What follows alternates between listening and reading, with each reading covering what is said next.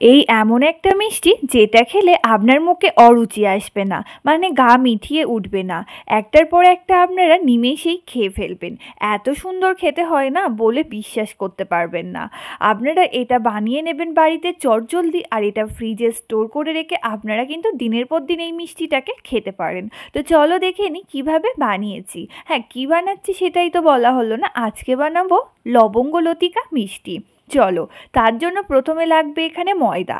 1.5 cup পরিমাণে ময়দা নিয়ে তাতে লবণ আর সাদা তেল দিয়ে দিয়েছি প্রায় 2 চামচের মতো। দিয়ে খুব ভালোভাবে এখন তেলটাকে ময়দার সাথে ময়ান দিয়ে নিচ্ছি। দেখছেন কিরকম একটা মুঠ তৈরি করছি, খুব ভালোভাবে কিন্তু একটা মুঠ হয়ে যাচ্ছে। ঠিক ময়দাটাকে এরকম ভালোভাবে ময়ান দিতে হবে। এখন এখানে নর্মাল পানি দিয়ে ময়দাটাকে ছেনে ডো তৈরি করে নিলাম, মানে মেখে একটা ডো করে নিলাম।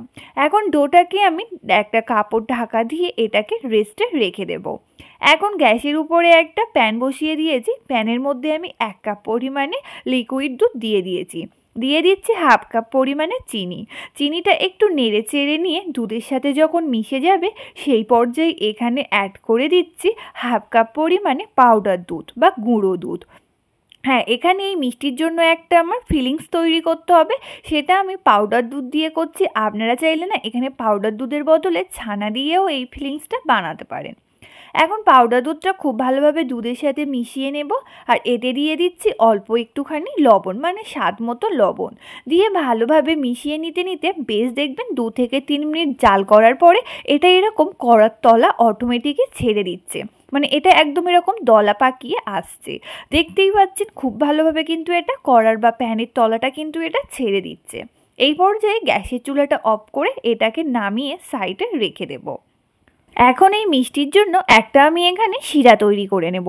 শিরার জন্য একটা এরকম প্যানের মধ্যে আমি নিয়ে নিচ্ছি 1 কাপ পরিমাণে চিনি, আর দিয়ে দিচ্ছি 1/2 কাপ পরিমাণে পানি। দিয়ে ভালোভাবে পানি আর চিনিটাকে একটু মিশিয়ে নিয়ে এখানে আমি অল্প একটু ফুড কালার ব্যবহার করছি, অরেঞ্জ ফুড কালারটা। এটা পুরোপুরি অপশনাল, আপনারা না চাইলে দিতে পারেন। এখন নেড়ে চেড়ে শিরাটাকে তৈরি করে নেব। শিরাটা নর্মালি যতক্ষণ চিনিটা গুলে গিয়ে ফুটে উঠছে সেই পর্যন্তই শিরাটা তৈরি করব। বেশি চিটচিটে একটা রলা শিরা কিছুই লাগবে না। শিরাটা এখন রেডি। এখন আমার ময়দাটা রেস্টও হয়ে গেছে। ময়দা থেকে এই যে ডোটা করেছি এর থেকে ছোট ছোট এরকম লেচি কেটে নিচ্ছি। ঠিক যেমন আমরা লুচির লেচি কেটে থাকি না, সেরকম লেচি এখানে আমি কেটে নিচ্ছি। এখন একটা একটা লেচি নিয়ে আমি বেলে নিচ্ছি। আপনারা যেমন লুচি বেলে থাকেন ঠিক সেইভাবেই এটাকে এখানে বেলে নেবেন। এখন যে ফিলিংসটা বা পুরটা তৈরি করে রেখেছিলাম সেই পুরটা এখন কিছুটা একটু নিয়ে মাঝখানে দিয়ে দিচ্ছি। দিয়ে এক সাইড দিয়ে এরকম মুড়ে নিয়ে 4 সাইড থেকে আমি একটু পানি ঘষে নিচ্ছি, যাতে এটা শিল করাটা ভালো হয়, কোনো অসুবিধা না হয়। এখন অপর সাইডটা মুড়ে দিয়ে এরকম উল্টে দিয়ে উল্টো সাইডটা এরকম আবার একটার উপরে একটা তুলে দিচ্ছি। আমি কিন্তু কিভাবে করছি আপনারা দেখে বুঝতে পারছেন। এখন একটা লবঙ্গ দিয়ে এরকম মাঝখান থেকে খুব ভালোভাবে এটাকে সিল করে দেব। এই লবঙ্গ দেওয়ার জন্যই কিন্তু এর নাম হচ্ছে লবঙ্গ লতিকা। ব্যাস, একটার পর একটা আমি এরকম খুব ভালোভাবে ফিলিংস দিয়ে মুড়ে নিলাম। এখন আমার সবগুলো হয়ে গেছে। এখানে আমি 1.5 কাপ ময়দা থেকে কিন্তু এখানে আমার 6টা এই লবঙ্গ লতিকা তৈরি করেছি। এখন এখানে আমি তেল একটা কড়াইতে বেশ কিছুটা পরিমাণে তেল গরম করে নিয়ে একে একে এই মিষ্টিগুলো দিয়ে দিচ্ছি। দিয়ে খুব ভালোভাবে এই মিষ্টিগুলোকে এখন আমি ভেজে নিচ্ছি।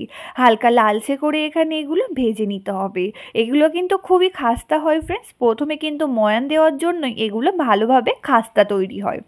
এখন এগুলো ভেজে নেওয়া হয়ে গেছে। এখন ভেজে মানে গরম তেলে থেকে তুলে কিন্তু ডাইরেক্ট এগুলো শিরার মধ্যে দিয়ে দিতে হবে। এখন আমি শিরার মধ্যে দিয়ে এগুলোকে একটু নেড়ে চেড়ে নিয়ে শিরার মধ্যে দিয়ে 1/2 ঘন্টার জন্য রেস্টে রেখে দেবো। 1/2 ঘন্টা পরে দেখুন আমার মিষ্টিগুলো কিন্তু খুব ভালোভাবে শিরা টেনে নিয়েছে এবং দেখতে কতটা সুন্দর হয়েছে। তো চলো আজকের মতো টাটা।